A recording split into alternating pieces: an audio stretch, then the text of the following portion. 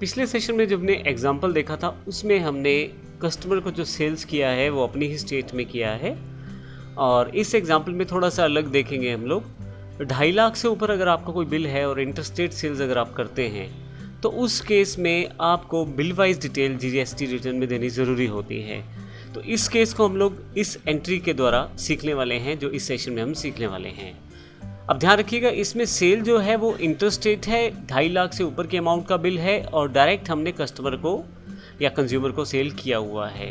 तो जब भी रिटर्न में शामिल किया जाएगा तो इसे बिल वाइज डिटेल के अंतर्गत शामिल किया जाएगा। तो इसके लिए आइए देखते हैं क्या क्या अकाउंट्स हमें चाहिए।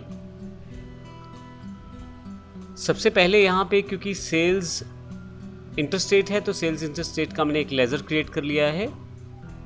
कंज्यूमर लार्ज सेल पंजाब, मैंने एक कंज्यूमर बनाया है, पंजाब से है वो, और उसको सन्डी डेटर्स के अंतर्गत रखा है ताकि जब एंट्री करें तो वहाँ पे हम उसको शो कर सकें। डेल लैपटॉप एक स्टॉक आइटम क्रिएट की है। तो आइए देखें इसकी एंट्री किस प्रकार से हम टैली में कर सकते हैं। अब यहाँ पे हम गेटवे ऑफ टैली के पास हैं। यहाँ से मास्टर्स में सबसे पहले लेजर्स क्रिएट करेंगे। अकाउंट्स इन्फो में लेजर्स में मैं यहाँ पे अल्टर का इस्तेमाल कर रहा हूँ, आप क्रिएट का इस्तेमाल करेंगे क्योंकि मुझे यहाँ एक लार्ज बिल निकालना है कस्टमर का, कंज्यूमर का 2.5 लाख से ऊपर का। तो इसके लिए मैंने एक इंटरस्टेट कंज्यूमर का अकाउंट क्रिएट किया है। यहाँ से लेज़र क्रिएट किया है मैंने यहाँ पे कंज्यूमर लार्ज, और सन्डी डेटर्स के अंतर्गत इसको रखा है। पंजाब का इंटरस्टेट यह है, कस्टमर है। यहाँ पे आपको कंट्री और स्टेट डिटेल देना है। फाइनली जो इसका जीएसटी डिटेल्स हैं उसमें आपको कंज्यूमर लेना है। तो कंज्यूमर लेने के पश्चात मैं इसको यस कर देता हूँ। सेल्स इंटरस्टेट का मैंने एक अलग से यहाँ पे अकाउंट बना रखा है, सिंपल अकाउंट है यहाँ पे गुड्स, और फाइनली मैंने इसको यस कर देता हूँ। एक आइटम है, उसकी जानकारी इन्वेंट्री इन्फो पर आकर आप स्टॉक आइटम्स पे ले सकते हैं। अल्टर पे जाकर डेल लैपटॉप का मैंने यहाँ पे अलग से कैटेगरी के अंतर्गत लैपटॉप में डिफाइन कर रखा है, और फाइनली यहाँ से गुड्स में 20 पीस मेरे पास स्टॉक में मैंने दिखा रखे हैं। इसके एस्केप करके बाहर आ जाता हूँ। आइए इसकी एंट्री की बात करते हैं। डिस्प्ले पे आते हैं। सबसे पहले डे बुक और F2 के साथ मैं 1/4 से लेकर 31/7 तक की सभी एंट्री यहाँ शो कर लेता हूँ। एक साथ को consumer large debtor Punjab interstate जो बिल काटा हुआ है इसको देखते हैं सेल्स में।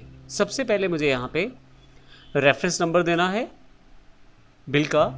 उसके पश्चात मुझे यहाँ पे consumer large debtor Punjab interstate जो अकाउंट मैंने क्रिएट किया था उसको यहाँ पार्टी अकाउंट नेम में डाल दिया। बेसिक इन्फॉर्मेशन वही है, मैं इसे सेव कर लेता हूँ। सेल्स इंटरस्टेट है क्योंकि इंटरस्टेट यह है हमारे पास बिल है, और आइटम जो है वो डेल लैपटॉप है। 10 पीस हमने इसको सेल्स किए हैं 26,000 प्रति पीस के हिसाब से। तो 2.5 लाख से ऊपर का बिलिंग यह हो गया है, और आईजीएसटी इस पे इम्प्लीमेंटेड होगा क्योंकि इंटरस्टेट यह बिल है 46,800 रुपये।